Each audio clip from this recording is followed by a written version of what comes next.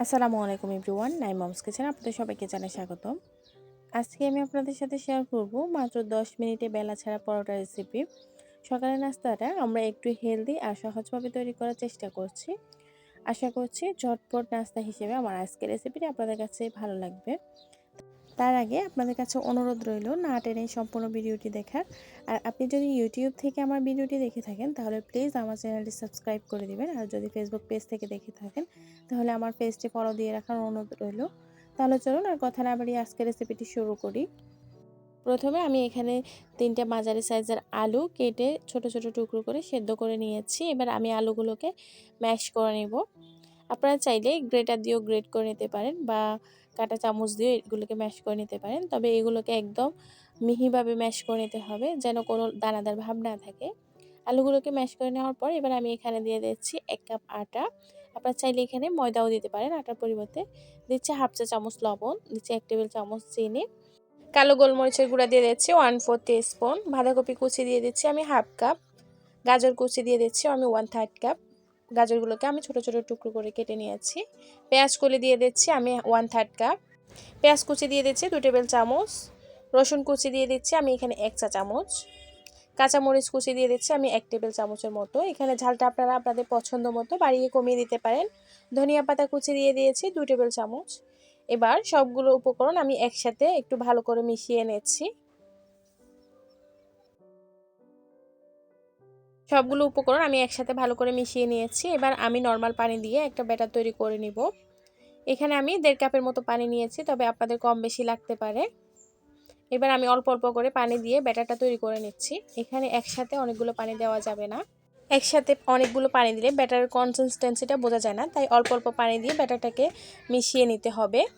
আবার অল্প অল্প করে পানি দিয়ে ব্যাটারটা মিশিয়ে নিলে ব্যাটারে কোনো লাম্পস থাকে না।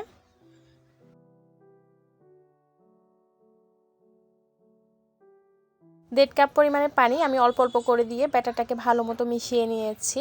এই পর্যায়ে ব্যাটারের কনসিস্টেন্সিটা দেখতে ঠিক এরকম হয়েছে। তবে আমি এখন এখানে আর কোনো পানি দিব না। এবার আমি এখানে দিয়ে দিয়েছি 2টো ডিম। আপনারা চাইলে এখানে একটা ডিম দিয়েও করতে পারেন। ডিমের সাইজটা যদি ছোট হয় তাহলে এখানে 2টো ডিম দিলে বেশি ভালো হয়। ডিমগুলোকে আমি এবার ব্যাটারের সাথে মিশিয়ে নিচ্ছি। ডিমগুলোকে ব্যাটারের সাথে মিশিয়ে নেওয়ার পর ব্যাটারটা আরও একটু পাতলা হয়ে যাবে। আপনারা চাইলে এই পরোটাগুলো ডিম ছাড়াও তৈরি করে নিতে পারেন, তবে ডিমটা দিলে পরোটাগুলো খেতে অনেক বেশি মজা হয়। এবার আমি ডিমের সাথে ব্যাটারটাকে ভালো করে মিশিয়ে নিয়েছি। দেখতে পাচ্ছেন এই পর্যায়ে কনসিস্টেন্সিটা ঠিক এরকম হয়েছে। আমি এখানে আরও একটু পানি দিয়ে এটাকে একটা পাতলা ব্যাটার তৈরি করে নিব। তবে ব্যাটারটাকে বেশি পাতলা করা যাবে না। আমি ব্যাটারটাকে একটু ভালো মতো মিশিয়ে নিচ্ছি। ব্যাটারটা ভালো মতো মিশিয়ে নেওয়ার পর এখন ব্যাটার কনসিস্টেন্সিটা ঠিক এরকম হয়েছে। এটা পরোটা তৈরি করার জন্য একদম পারফেক্ট কনসিস্টেন্সি। এবার আমি পরোটা ভাজার জন্য চুলায় চলে যাচ্ছি। চুলায় আমি একটা প্যান বসিয়ে দিয়েছি। প্যানটা কিছুটা গরম হয়ে আসলে এবার আমি এখানে সামান্য পরিমাণে তেল ব্রাশ করে নিচ্ছি। তেলটা যখন কিছুটা গরম হয়ে আসবে এখানে আমি দিয়ে দিচ্ছি 1.5 চামচ ব্যাটার।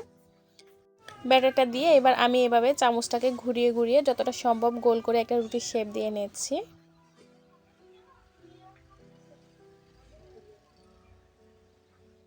এটা তৈরি করে নেওয়া হয়ে গেলে এবার আমি কিছুক্ষণ অপেক্ষা করব উপরটা যেন কিছুটা টেনে আসে।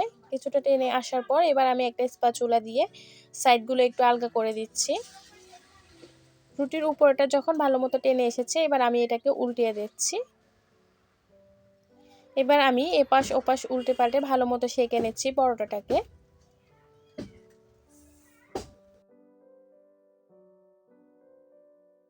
পরোটাটাকে আমি একটা স্প্যাচুলা দিয়ে চেপে চেপে এপাশ ওপাশ করে ভালো মতো সেঁকে নিয়েছি। ভালো মতো সেঁকে নেওয়ার পর এবার আমি পরোটাটাকে প্যান থেকে তুলে নিচ্ছি। আমি আপনাদের বোঝার সুবিধাতে আরেকটা পরোটা তৈরি করে দেখাচ্ছি। প্রথমে আমি কিছুটা তেল ব্রাশ করে নিচ্ছি। তেলটা যখন হালকা গরম হয়ে আসবে তখন আমি এখানে দিয়ে দিচ্ছি 1.5 চামচ ব্যাটার। শুরু থেকে শেষ পর্যন্ত চুলার আঁচটা মাঝারিতে রেখে এটাকে সেঁকে নিতে হবে। চুলার আঁচটা যদি এর থেকে বাড়িয়ে দেন তাহলে পরোটাটা পুড়ে যেতে পারে। পরোটাটা দেওয়ার পর 30 থেকে 40 সেকেন্ড অপেক্ষা করার পর পরোটাটা উপরটা যখন কিছুটা টেনে এসেছে তখন আমি এটাকে উল্টিয়ে দিচ্ছি। পরোটাটা উল্টিয়ে দেওয়ার পর আমি এপাশ ওপাশ করে স্প্যাচুলা দিয়ে ভালো মতো চেপে চেপে এটাকে ভেজে নিচ্ছি। ভালো মতো সেঁকে নেওয়ার পর এবার আমি পরোটাটাকে প্যান থেকে তুলে নিচ্ছি। একইভাবে আমি সবগুলো পরোটা তৈরি করে নিব। পরোটাটাকে আপনারা চাইলে সবজি, মাংস বা ডালের সাথেও পরিবেশন করতে পারেন। তবে আজকে আমি পরোটাটাকে সস দিয়ে পরিবেশন করব। খুবই সামান্য তেলে পরোটাটা তৈরি করা যতটা সহজ, খেতেও কিন্তু ভীষণ মজার আর হেলদিও। আশা করছি আমার আজকের রেসিপিটি আপনাদের কাছে ভালো লেগেছে। রেসিপিটি যদি ভালো লাগে থাকে তাহলে বাসায় একবার হলেও তৈরি করে খাওয়ার অনুরোধ রইল, এবং খেতে কেমন হয়েছে সেটা অবশ্যই কমেন্ট করতে ভুলবেন না। তো বিদায় নিচ্ছি আজকের মতো। ভালো থাকবেন সবাই। আসসালামু আলাইকুম।